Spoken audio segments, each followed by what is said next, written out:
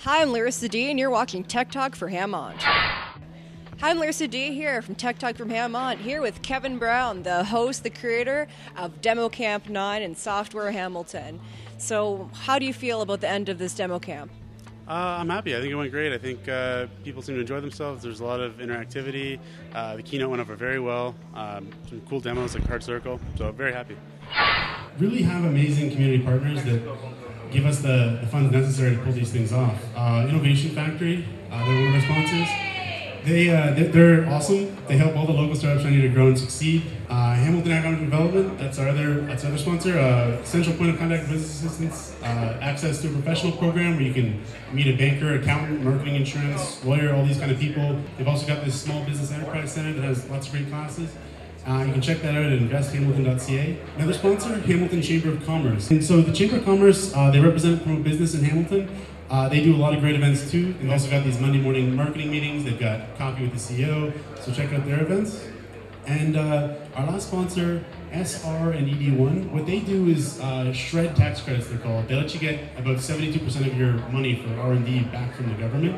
And what these guys have is an online tool that you can go on there, and in 5 easy steps, it doesn't cost you anything, it shows you whether you can potentially get money back or not. And then they take you through the process, and you can get the reimbursed, and there's no upfront costs, and you only get charged if they actually succeed in getting you money. So SRED1.ca. What inspired you to put on this event?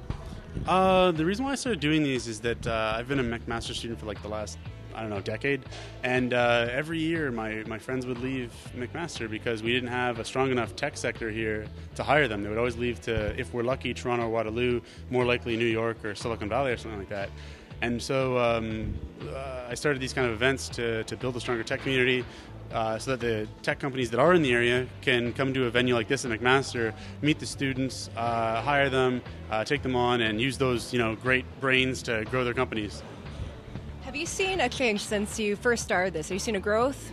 Oh, definitely. I mean, the first one started off, it was in Slanche Irish Pub in the second floor there. And, we had like 80 to 100 people out. We had that place packed. But, tonight we had a good solid 200 people out.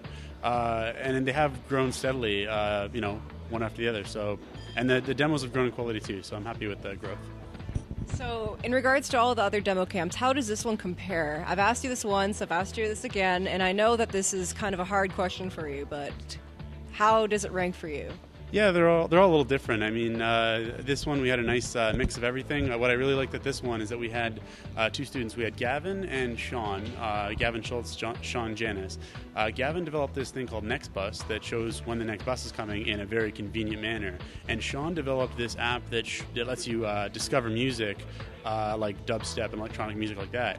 And both of those are students that just had this problem, built something to solve it, and then threw it out there in front of their peers. And if you look at a lot of these startups like Facebook and even Microsoft and Google, they started off as projects like that.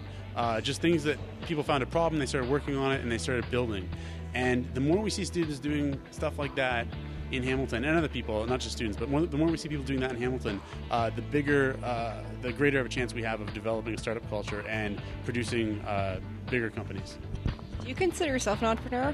Not yet, no, because organizing these demo camps, it's a little bit like entrepreneurism because you have a product, it's the event, and you have your customers are the people that show up, but actually making money and hiring employees and building a company, that's something that it's one of the most difficult things you can do.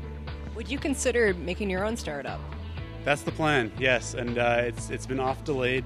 But starting in December, actually, I'm going to be doing some testing of an educational product, a problem that I found that I want to solve. And starting in December, I'm going to be doing actual testing with users, and we'll see. Definitely an app on the App Store in 2013.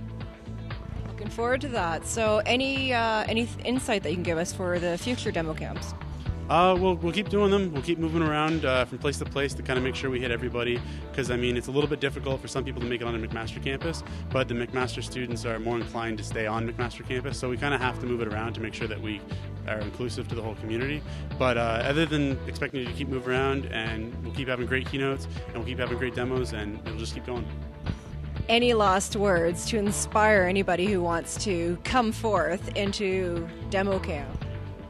You got to start. I mean, starting is the hardest part, and if you do it, there's a whole community now of people that will have your back, because they were all in that spot too, where they had some big, hairy, audacious goal, as one person put it, and it's very nerve-wracking to go for that goal.